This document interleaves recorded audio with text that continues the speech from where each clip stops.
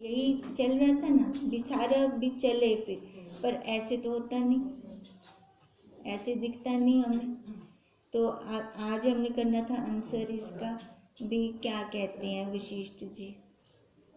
अच्छा, इससे पहले हम थोड़ा अपना भी कर लेते हैं। अब जो ये सारा कुछ चल रहा है ना, अब जैसे हो गए पेड़ पौधे, पशु पक्षी, ये तो नीच योनियाँ हो गई, मनुष्य देवता ये उच्च योनियाँ होगी। अब इन दोनों योनियों में अंतर है, ठीक है। अब इस अंतर को कोई विवेक करने वाला ही, जैसे हम ज्ञान मार्गी, तो हम जान सकते हैं अंतर है दोनों योनियों के अंदर। पर विवेक जाने, विवेक से देखें तो इन दोनों के पीछे सत्ता संबित, वो संबित एक है। विचार करने से हमें पता लगा कि संबित दोनों के अंदर एक है।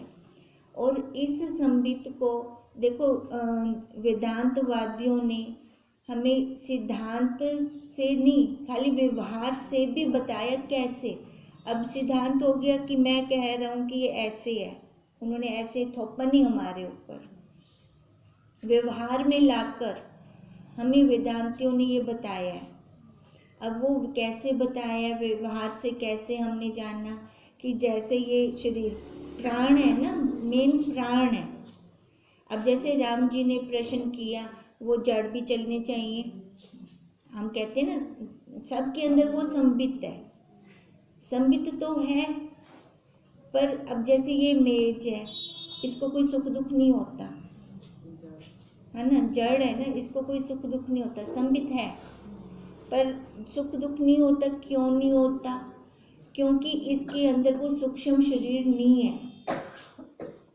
जो ये चेतन है, इनके अंदर 3 शरीर हैं, ठीक है, 3 शरीर हो गए, प्राण हो गए, 5 प्राण हो गए।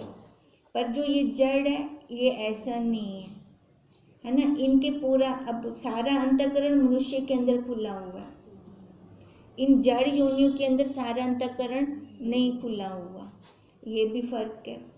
और जैसे ये प्राण का ऊपर बता रहे हैं, क्योंकि पूरी क्रिया हमारे शरीर के अंदर प्राणों से ही होती है। अब ये 5 प्राण कौन कौन से हैं? सबसे पहले प्राण। अब ये प्राण का रहने का स्थान कौन सा है? कहाँ रहता है ये प्राण? हृदय में रहता है ये प्राण। और इसका काम क्या है? भूख प्यास लगाना, है ना। हम कुछ ज़्यादा वर्क करते हैं तो भूख लग जाती है, होता है ऐसे। ये इसका प्राण का काम है ऐसे करना। अब दूसरे नंबर पर आता है अपान, ठीक है। इसका रहने का स्थान क्या है? गुदा है ना। तो इसका काम क्या है? हाँ, मल मूत्र को इकट्ठा नीचे ले आना, सब जगह से नीचे ले आना। अब तीसरे नंबर पे तीसरा प्राण आता है व्यान। अब इसका क्या काम है? व्यान का काम है, ये रहता है पूरे शरीर में, ठीक है। जो हम खाते हैं ना, उसको पचाने का काम करता है ये, जितना भी खाते हैं हम, उसको व्यान पचाने का काम करता है। अब चौथे नंबर पे आया समान। अब इसका रहने का स्थान क्या है? नाभि में रहता है ये। अब नाभि में रहकर काम क्या करता है? जहाँ पे जिस अंग को, अन्न को जहाँ पहुँचाना होता है वहाँ पहुँचाता है ये।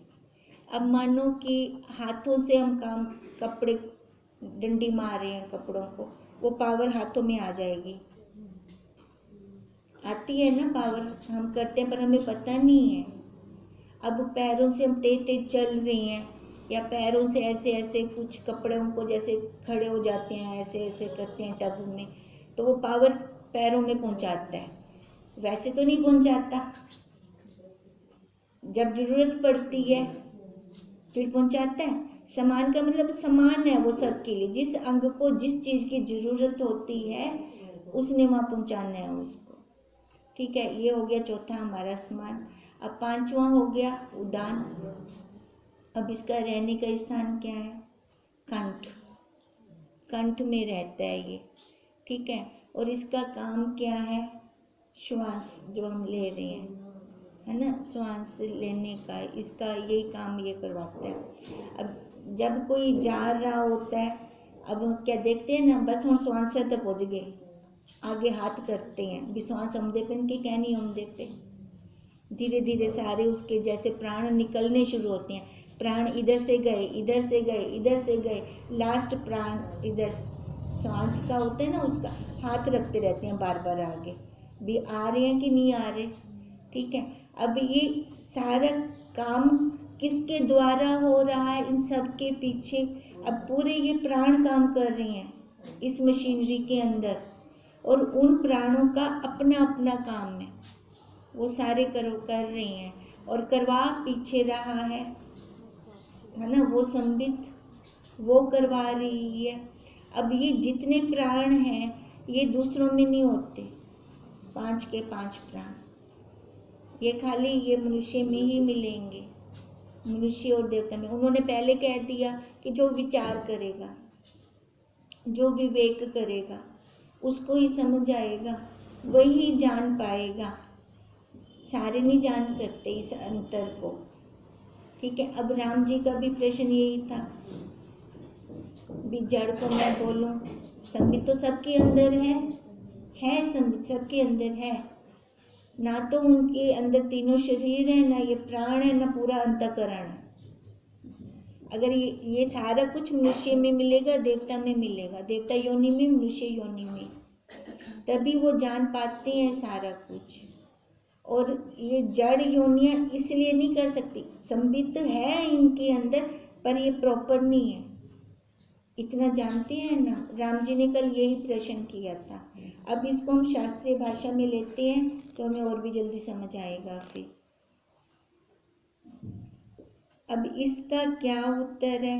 अब राम जी ने किया था कि जैसे मजदूर को लिए फिरता है, तो ऐसा कहना भी ठीक नहीं भी वो संबित ही शरीर को मजदूर है क्या, ही को गेंदते फिरती पिए, क्योंकि संबित आप प्रत्यक्ष निराकार है, आप प्रत्यक्ष साकार से नहीं मिलता। सूक्ष्म से सूक्ष्म को जाना जाता है ना, सूक्ष्म से हम स्थूल वाला काम नहीं वो करते, तब वह चेष्टा क्यों कर करे। जो कहो कि निराकार संबित ही चेष्टा कराती है, तो पुरुष की संबित चाहती है कि पर्वत नृत्य करे।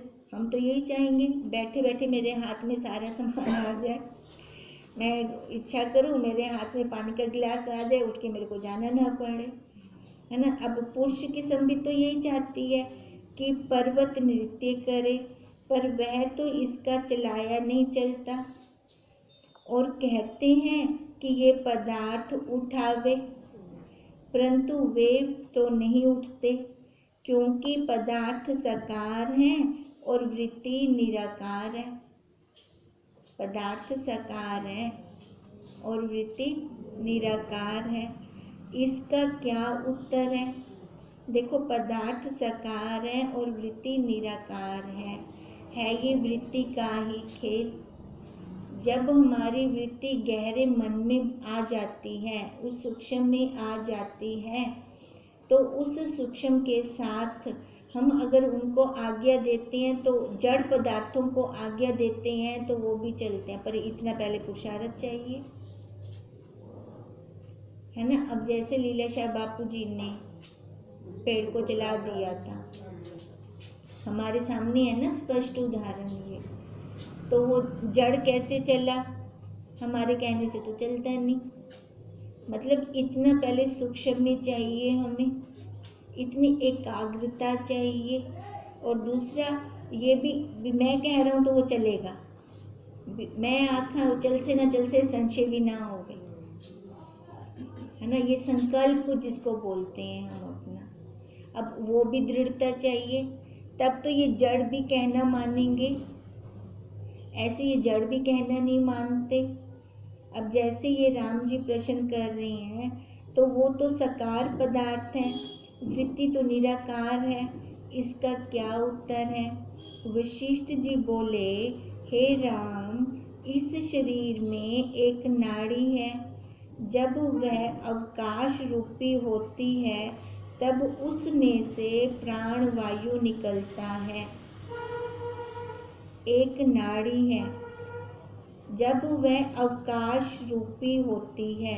अब ये अवकाश रूपी क्या हो गया?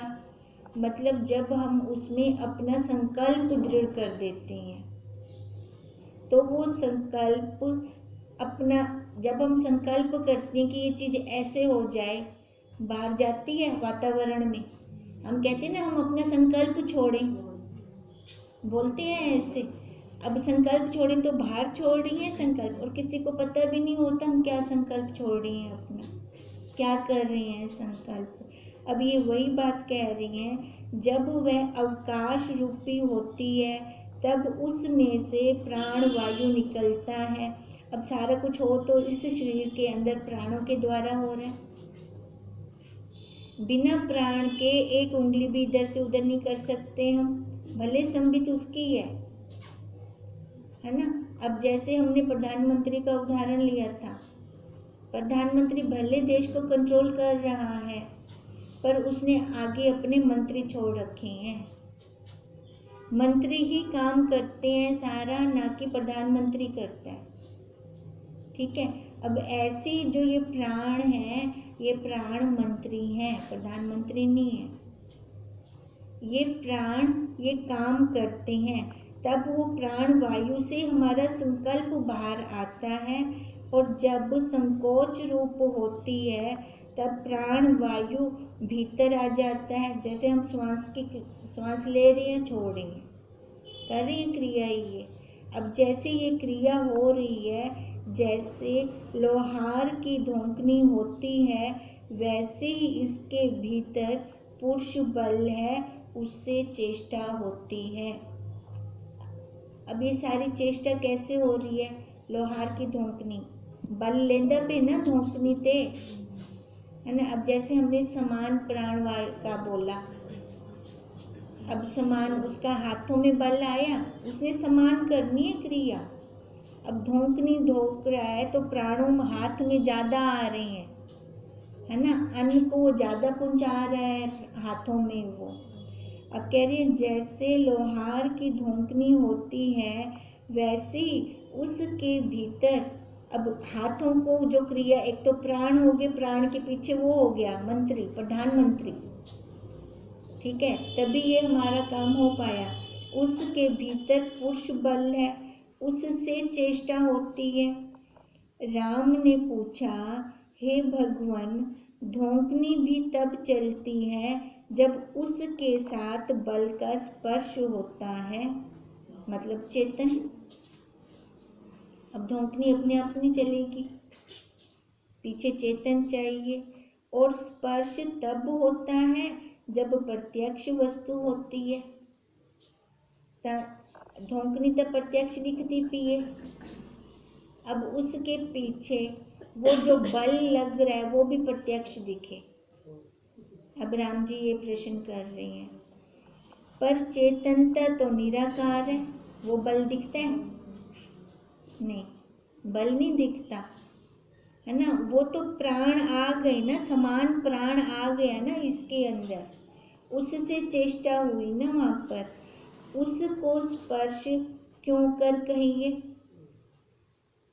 भी, उसके पीछे जो संबित है वो प्रत्यक्ष तो नहीं है, वो निराकार है। वहाँ पे खाली मैं बोल दूँ ये काम ऐसे हो जाए, हाथ की जरूरत ना पवे, राम जी का कहने भी वो स्पर्श की जरूरत ना पड़े। उसको स्पर्श क्यों कर कहिए, ठीक है, समझ आ रहा है ना। जो तुम कहो कि उसकी इच्छा ही से स्पर्श होता है, तो हे मुनीश्वर, मैं चाहता हूँ कि मेरे सम्मुख जो वृक्ष है वह गिर पड़े। अब राम जी कह रहे हैं, जो हम कहेंगे इच्छा से हो रहा है ये काम, इच्छा बल है अंदर, तभी उसकी लोहार धोंकनी हुई या उसने जो भी काम किया। अब कहते हैं इच्छा तो मेरी भी है।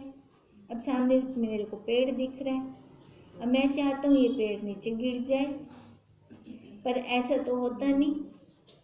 उसके लिए मेरे को आरी उठानी पड़ेगी, वो काटना पड़ेगा, तब जाके वो नीचे गिरेगा।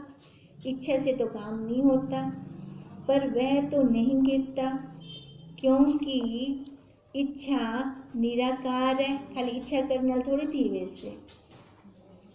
जो सकार से स्पर्श हो तब उसकी शक्ति से गिर पड़े, है ना। अब वो सकार से करूं तब जाके काम होगा। यदि इच्छा से ही चेष्टा होती है तो कर्म इंद्रियां किस लिए हैं? हाथ से काटा ना पेड़ को, वो कहते हैं, पीछे विशिष्ट जी ने कहा इच्छा बल चलता है हमारा। अब कहते हैं ऐसे इच्छा तो मैं भी करता हूँ। अब अगर इच्छा से काम हो रहा है, कर्म इंद्रियां की लोड़ क्या है?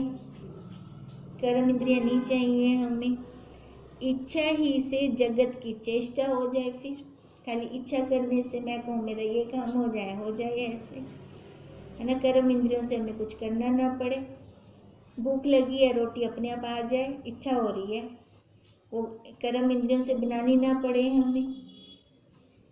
यह भी संशय है कि एक से बहुत क्यों कर हो जाते हैं। अब कहते हैं एक, उन्होंने पहले भी पीछे कहा था भी एक सिमट भी जाता है, एक फैल भी जाता है। जब वो एक है तो बहुतों में कैसे आ जाता है? अब जैसे हम कहते हैं वो सूरज एक, नीचे हम जितनी मर्जी वो बाल्टियां पानी की भर के रख दें, वो अनेकों में कैसे बट गया? है तो एक, बटना नहीं चाहिए ना अनेकों में। अब राम जी ये संशय कर रही हैं। यह भी संशय है कि एक के बहुत क्यों कर हो जाते हैं और बहुत का एक क्यों कर हो जाता है। अब बहुत का एक, अब जैसे देखो अज्ञान के अंदर बहुत हो जाते हैं, ठीक है। अज्ञान ने हमें अपने स्वरूप का ज्ञान नहीं है, उस अज्ञान से हमने जगत खड़ा कर दिया, पूरा बहुत खड़े कर दिए, ठीक है। अब जब हमने ये अविद्या नाश होती है, अविद्या का नाश विद्या से होता है। जब हम विद्या लेते हैं, ये मधु विद्या, बाहर संसार वाली नहीं, जब ये मधु विद्या लेते हैं, फिर हमारा जो बाहर की वृत्ति थी, बाहर फैल रही थी, वो एक में आ जाती है, बहुतों से एक में आ गए। अब राम जी ये संशय है कि एक के बहुत क्यों कर हो जाते हैं और बहुत का एक क्यों कर हो जाता है। नहीं होना चाहिए ऐसे। एक चैतन्य है, पर जब प्राण निकल जाते हैं तब पाषाण और वृक्ष की न्यायी जड़ हो जाता है ना। जब प्राण निकले, पहले तो काम कर रहे हैं, बहुत बनाई बैठा है वो, ये भी मेरा, ये भी मेरा, कितने कितने संबंध जोड़ लिए उसने, ठीक है। अब जैसे ही प्राण गए वो एक हो गया। भी ऐसे क्यों होता है? ऐसे भी ना हो। आत्मा तो सर्वव्यापी है, वो जड़ ना थी वे बोला, जिमें वो पहले संबंध जोड़ी बैठा ही, वैसे के वैसे संबंध जोड़े अपने सारे। वह जड़ कैसे हो जाता है? कोई पाषाण और वृक्ष रूप जड़ है और कोई चेतन। अब जैसे हमने कहा था ना पहले, पेड़ पौधे पशु ये सारी नीची योनियाँ, ठीक है। मनुष्य और देवता ये उच्च योनियाँ हैं। अब दोनों में अंतर क्यों है ना। अब ये कोई विवेक करेगा, विचार करेगा, तब ये जान पाएगा ना, क्योंकि अंतर तो स्पष्ट दिख रहा है।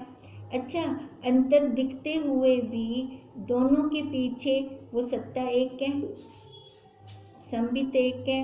अब यही कह रही हैं, वह जड़ कैसे हो जाता है? कोई पाषाण और वृक्ष रूप जड़ है और कोई चेतन, कैसे? यह भेद एक आत्मा में कैसे हुआ? संबित तो एक है ना, फिर ये एक भेद कैसे हो गया? एक के होते हुए कोई पेड़ पौधे बन गए, कोई पशु बन गया, कोई मनुष्य बन गया, कोई देवता बन गया, ये भेद क्यों हुआ? और हमें वो फर्क भी दिखता है। वस्तु ही नहीं है, सपना है। वशिष्ठ जी बोले, हे राम, तुम्हारे संशय रूपी वृक्षों को मैं वचन रूपी कुल्हाड़े से काटता हूँ। जिनको तुम प्रत्यक्ष साकार कहते हो, सो उनमें आकार कोई नहीं। अब राम जी को तो ये भेद लग रहा है ना, ये जड़ है, ये चेतन है, ये पेड़ पौधे हैं। अब राम जी को ये लग रहा है। अब वशिष्ठ जी क्या कह रहे हैं? जिनको तुम साकार कह रहे हो, साकार तो कोई है ही कहना, सारा निराकार है, सो उनमें आकार कोई नहीं, सब निराकार है।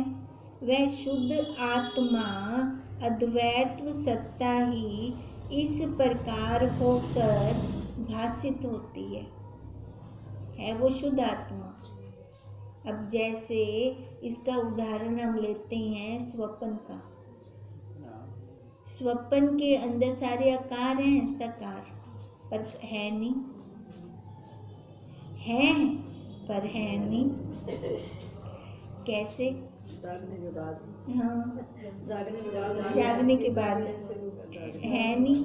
कितना कुछ होता है उसके अंदर, पेड़ पौधे है ना, जड़ चेतन दोनों होते हैं, पर उनका रहा तो नहीं ना आकार।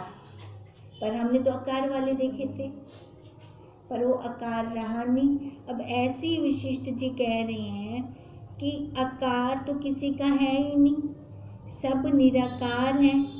वह शुद्ध आत्मा अद्वैत सत्ता ही इस प्रकार होकर भासित होती है वही सारी सत्ता।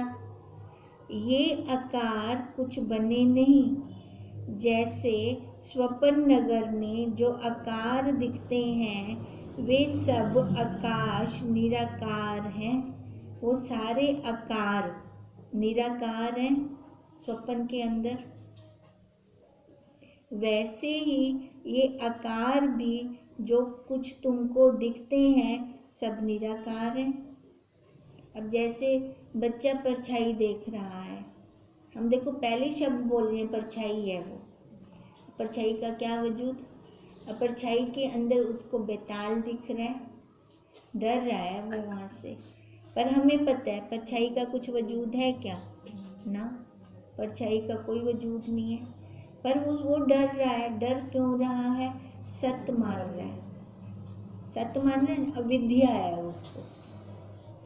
ऐसे ही हमें अविद्या है, अविद्या से इन सब परछाइयों को हम सत्य मान रहे हैं, सत्य मानकर दुखी सुखी हो रहे हैं।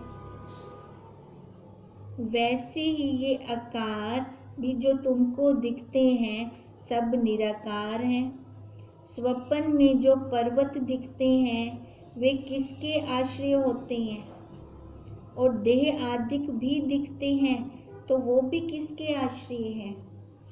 इसलिए वे कुछ बने नहीं, अनुभव सत्ता ही आकार रूप होकर दिखती है। स्वप्न के अंदर भी तो अनुभव रह जाते हैं, है ना।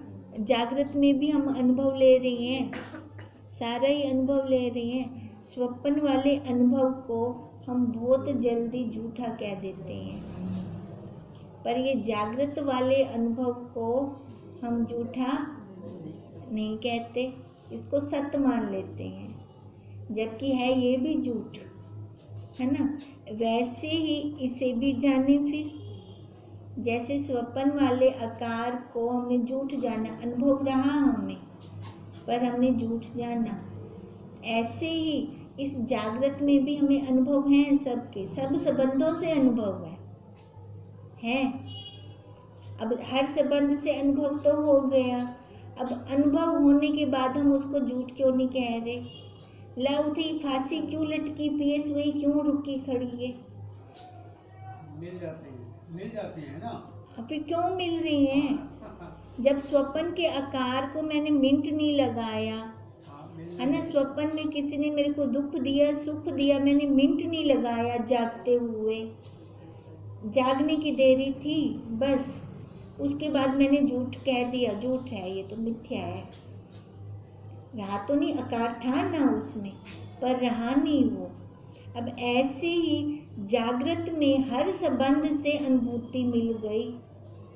अब मिलने के बाद वहाँ से वैराग्य ना होने के कारण हम उसको अब तक भी सत्य मान रहे हैं। अब उस परमात्मा की कृपा है कि हर संबंध से वो दिखा रहा है, अपनी बुद्धि नहीं खुलती थी कि वहाँ पक्का हो जाए। वो हमें दिखा भी रहा है, हम फिर भी नहीं पक्के हो रहे। फिर तो फटाफट वैराग्य आए और आ जाए, बुद्धि के अंदर दृढ़ता हो जाए कि कोई मेरा नहीं है, ये खाली संबंध झूठ के हैं। जैसे स्वप्न के अंदर संबंध सारे झूठे, वैसे ये संबंध सारे झूठे हैं कि नहीं हैं? फिर बुद्धि क्यों नहीं मानती है? ये बात बुद्धि मान ले, बाहर से वैराग्य हो जाएगा। बाहर से जैसे ही वैराग्य हुआ, अपनी सारी वृत्ति, क्योंकि बाहर बिखरी पड़ी है वृत्ति बाहर बिखरी पड़ी होने के कारण सिमट नहीं रही। जब वो सिमटेगी तब अपने आप में बैठेगी, क्योंकि देखा ये और बार कुछ रखा ही कहनी, कोई है ही नहीं मेरा, मेरे तो बस एक गुरुदेव है, मेरे तो एक गिरधर गोपाल, दूजा ना कोई। अब अगर वो ऐसे जान जाती है, बोलने से नहीं, वो अनुभूति से बोले, अनुभूति करके कहे, फिर रुक जाएगी, वो अपने अंदर आ जाएगी।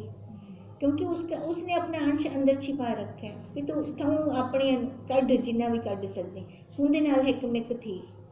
बाहर किसी के साथ एकमिक होने की जरूरत नहीं है। बाहर खाली व्यवहार, आकार दिए ना, आकार का मतलब ही व्यवहार है। वहाँ तो रुक जा, बाकी तो अंदर आ। जब तो अंदर आएगी तब ये आकार कोई भी नहीं रहेगा। अब अंदर आने की देरी है। अब ये अंदर कैसे आए? जब तक वैराग्य नहीं आता, जब तक ये संबंध झूठे नहीं लगते। हर संबंध ने अपनी पोल खोल दी है, जेड़ा मर्जी संबंध होवे, यहाँ तक कि पेट दे जाया ने भी, है कि नहीं? फिर कहाँ रुके, किधर रुके, किसके लिए रुके? अपना काम करें ना, खाली वहाँ तक, बाहर का बाहर तक रहने दें। पर हम बाहर का बाहर तक नहीं रहने देते, हम उसको अंदर ले जाते हैं। अंदर वाला कम उला रोल वेंदा हो रहा है ना ये। अब ये जब समझ आएगी तब ये आकार खत्म हो जाएगा। ओम तम नमामि हरि परम, ओम तम नमामि हरि परम, ओम तम नमामि हरि परम। अच्छा, इस प्रश्न से जो राम जी ने प्रश्न किया, उसका आंसर मिला कि नहीं मिला? मिला कि नहीं मिला? भी राम जी का जो प्रश्न था, भी ये मेरे कहने से ये जड़ चल पड़े, ठीक है? हाँ संबित है, हाँ नहीं तब नहीं चलता।